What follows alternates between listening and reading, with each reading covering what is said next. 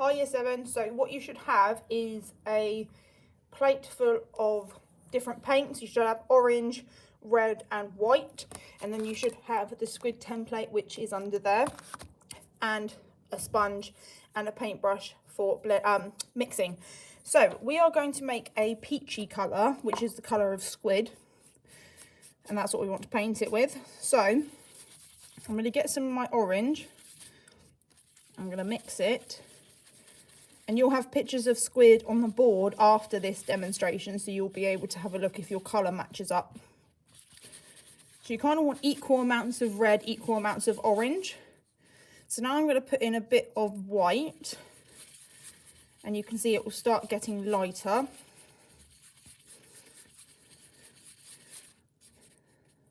And then you can test it out on your page to check if that's a bit too orange. So I'm going to add a little bit more red.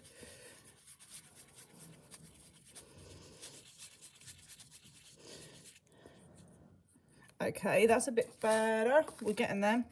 I'm going to add a bit more red again, because we want it to be like a salmon colour, so like a pinky colour. So I'm getting there. Maybe I want it a little bit more whiter.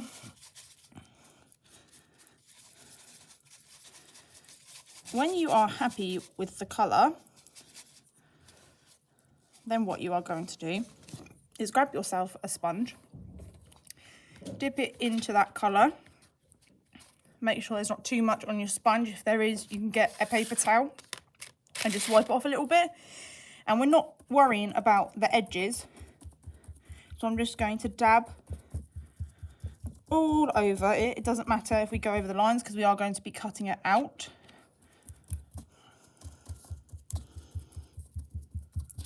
So I'm going to keep sponging until I'm happy that the whole area is completely covered. And it puts less paint on the picture. So that's why we're not painting it, that's why we're sponging it instead.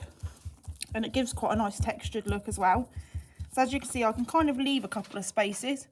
I could always put a little bit of orange on there, dab it on, a little bit of red in different places. It's totally up to you,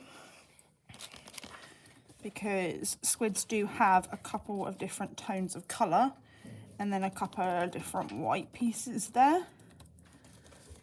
There we go, I'm happy with that. So then what I can get is my paintbrush, and I can dip it into the white, and you'll have a picture of the squid. You'll see that they have little white dots in places on their head,